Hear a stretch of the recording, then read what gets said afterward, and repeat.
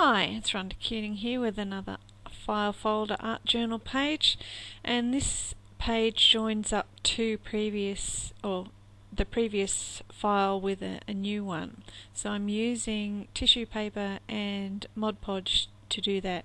The tissue paper was from my scrap box, came from some flowers I think. And when that's all glued down and dry, I pull off all the loose pieces and rip around the edges so that everything that's down there is really securely glued down. And a little bit of gesso watered down because I still like the spots from that tissue paper to show through, and just framing it in with some Mars Black acrylic paint. Now it works best if you don't want the paint to seep through to the back if you brush from the middle of the page to the outside rather than from the outside to the middle, because that encourages the paint to seep underneath. Now me and straight lines aren't natural partners, so I'm drawing some lines on there with a ruler so that my writing will actually be straight and even for a change. And yes, just continuing to use the Mars Black acrylic paint. I wanted to mask these off, and this is supposed to be 14-day tape, not supposed to lift the paint for 14 days, but obviously that's not the case because I only left it on for a few minutes and it still ripped up the paint underneath. So repainted in that black, and now I'm going around the letters with some cadmium orange and a nice big brush because it lets you make straighter lines. Well, I get straighter lines if I use a bigger brush than if I use a smaller brush.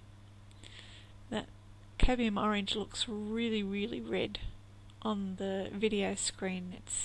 It's really not that red in real life. Probably a bit more to the correct shade for the pictures at the end. And just splodge around the rest of that cadmium orange to cover up that pale blue.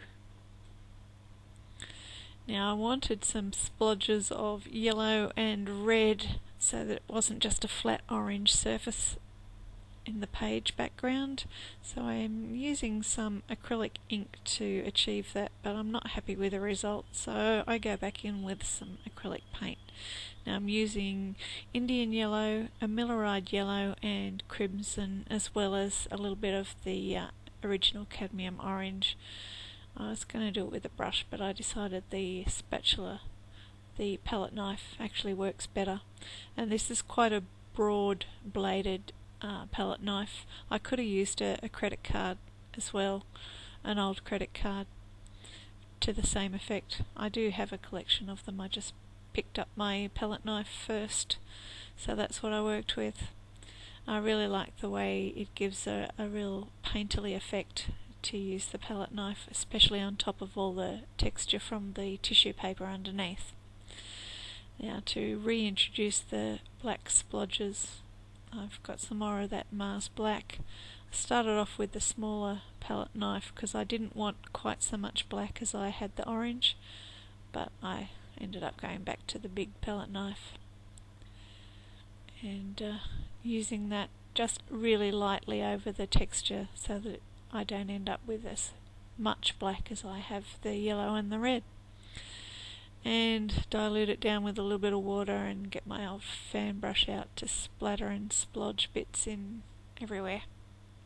Now I wanted the letters to be a bit more grounded on the page, so I'm using the diluted paint and I'm wetting my finger to smudge the paint around to give it a nice shadow effect, so it doesn't have the hard edge of a paintbrush.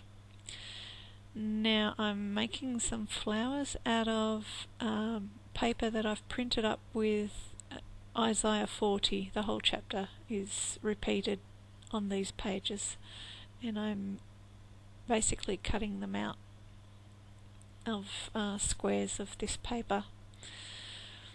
And if you want to use this same paper, you can go to my website and download the pages to print out, or you can just use book pages or whatever. The only book pages I had were quite yellowish, and I didn't really want to have a different sort of yellow. I like the contrast of the orange and the white, so that's why I use the printout. I prefer to have my printing facing the right direction, so that's why I'm cutting these flowers out so that the writing is actually all the way the right way up. If I'd just folded it over, half the writing would have been upside down.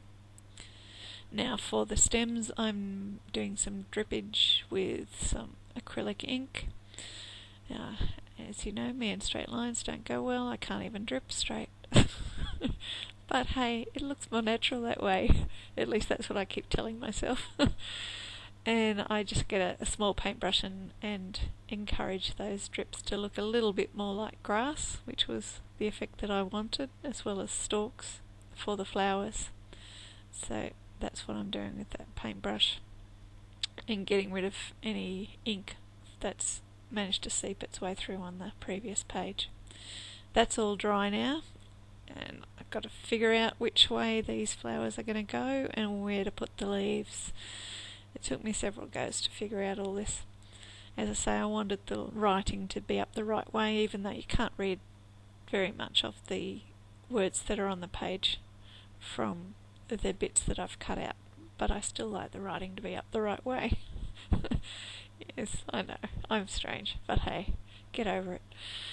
Now these flowers, because they're pleated, they need a fair bit of gluing down, and even with the Mod Podge, they are still quite textured on the page, which is what I wanted. That's why I pleated them, otherwise I would have cut them just flat.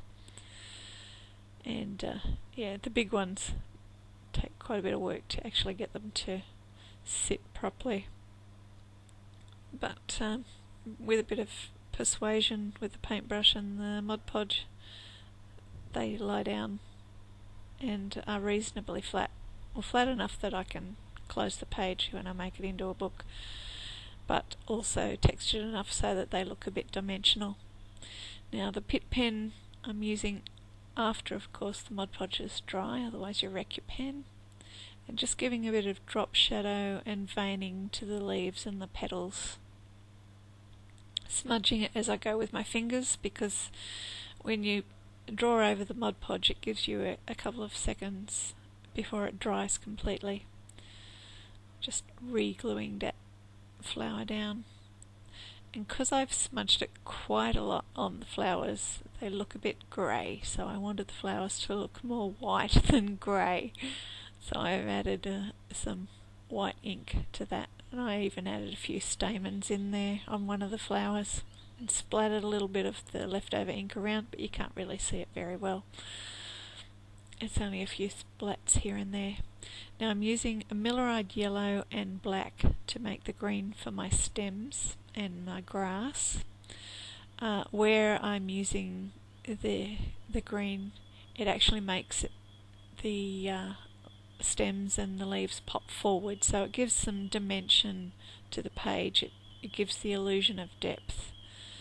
Now the way I'm doing the grass is a bit hard to tell. I'm actually twisting the brush as I pull the paint up. It gives a nice natural effect to the way the grass grows up, and then I go back and fill in what the paintbrush fails to leave in the green.